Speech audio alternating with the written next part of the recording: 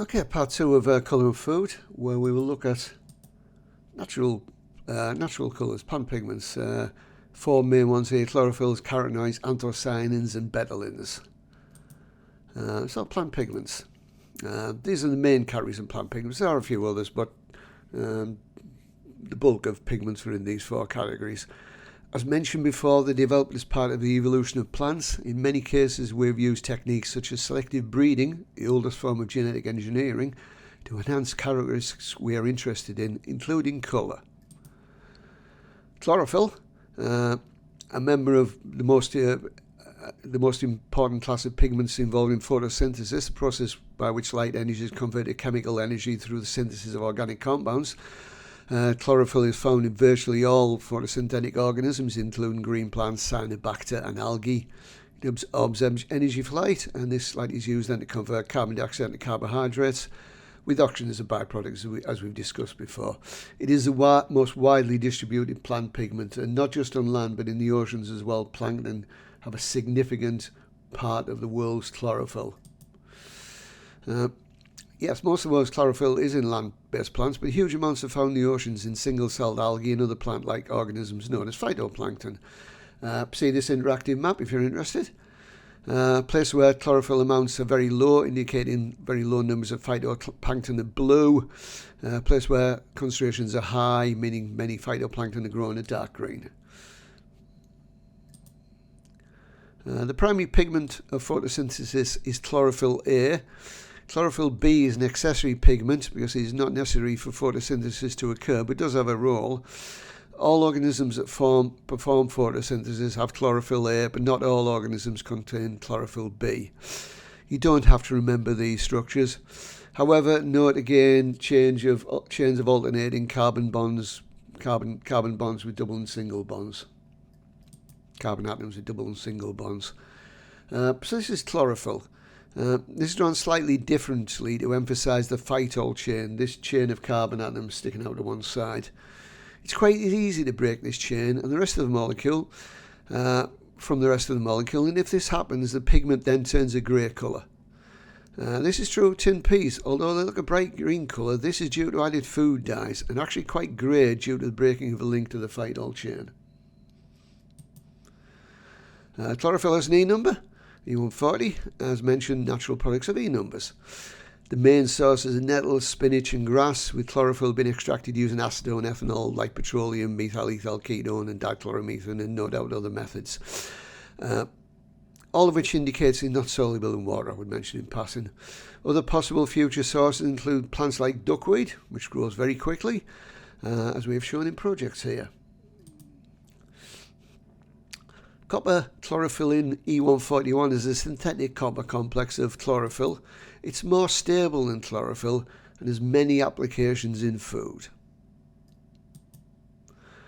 Okay, carotenoids, some which we mentioned already. Carotenoids are a class of more than 750 naturally occurring yellow, orange and red pigments characterized by plants, synthesized by plants, algae and photosynthetic bacteria. The most common food carotenoids: alpha-carotene, beta-carotene, beta-cryptoxanthin, lutein, zeaxanthin and lycopene. There are two broad classifications of carotenoids: carotenes and xanthophylls. The difference between two groups is chemical. Xanthophylls contain oxygen, while carotenes are hydrocarbons, so do not contain oxygen.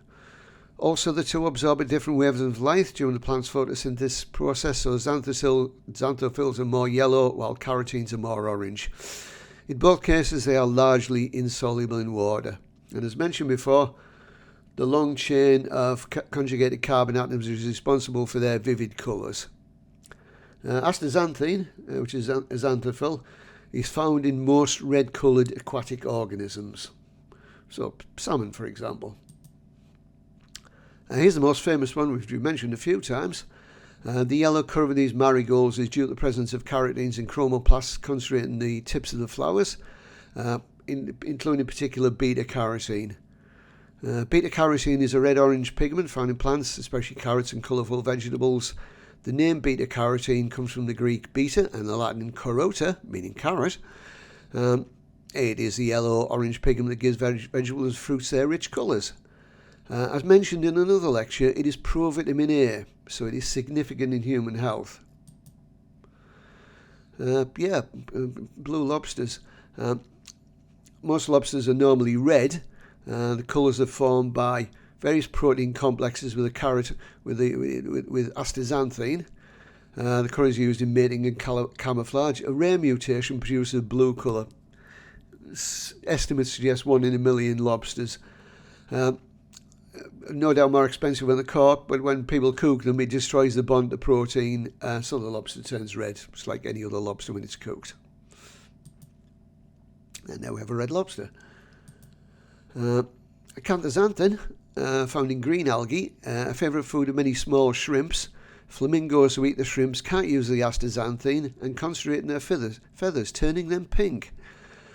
Sometimes zoos can't get enough shrimps to feed their flamingos, and after a while the bird's feathers turn white. This happened many years ago at the Yorkshire Zoo, Flamingo Land, and all the penguins turned white.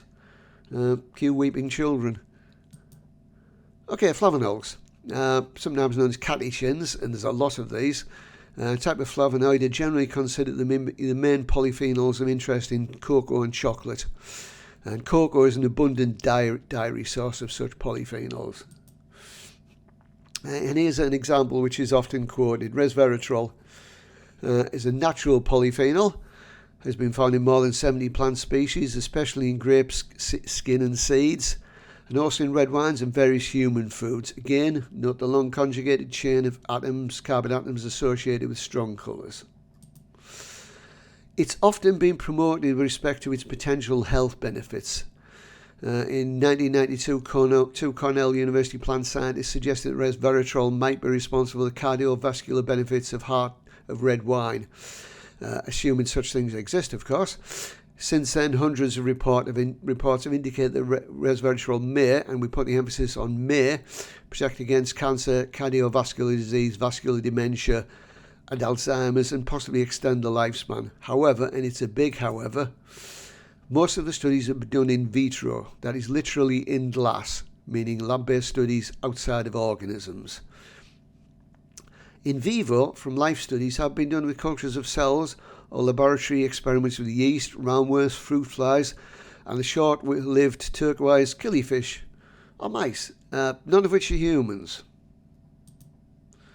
About the French paradox. The French paradox is the hypothesis that in spite of their high saturated fat intakes, the French die less of coronary heart disease thanks to their higher consumption of red wine. This idea hasn't been accepted in the academic community for a number of reasons, and see the linked resource here for more information. One possibility is that simply French coroners record death from heart disease in a different way to what coroners in other similar countries do. Despite that, resveratrol is still often linked with the French paradox. And there's a picture of the short-lived turquoise killifish, if you're wondering about that. This is taking marketing of this concept to unsupported extremes. Coca-Cola, a range of chocolate products that were initially marketed almost as health foods in America. This was dialed back somewhat, and this quote from Bonnie Liebman being somewhat poignant. Even in America, they had to dial back on this, at least for a while. See the link and draw your own conclusions about what the company is saying about them now, about these products now. Okay, anthocyanins and anthocyanidins. Anthocyanins are found in high concentrations in blackcurrants, blueberries, as well as aubergine in the skin, red cabbage, cranberries and cherries, and lots of other foods as well. They're water-soluble pigments that may appear red, purple or blue, depending on the pH, as we saw earlier on. They're widely distributed in plants, about 500 have been isolated from plants, and again are all based on the flavillum cation, which you saw a bit earlier on, and we noticed the long chain of double and single bonds, carbon bonds. Anthocyanidins are probably the most important class of plant pigments, apart from chlorophylls, responsible for most flower and fruit colours, and the reds of developing and senescing, that is to say, aging leaves. About 30 anthocyanidins have been identified, and numerous examples of their sugar derivatives, the anthocyanidins. Anthocyanins, I beg your pardon. And there's a couple of examples there from strawberries. They may play roles in human health, but again, most evidence is not from well-founded human studies. Note the colour is very dependent on the chemical environment, especially the pH, and the anthocyanin concentration is not always reflecting the colour intensity. Colourless onions have orders of magnitude more anthocyanins than brightly coloured berries, which potentially contain other beneficial pigments, of course. It's micromoles compared to millimoles, so that's a 3 orders of magnitude difference. Processing affects the anthocyanin concentration, especially cooking. Blueberry muffins are very nice, but cooking destroys most of the anthocyanins.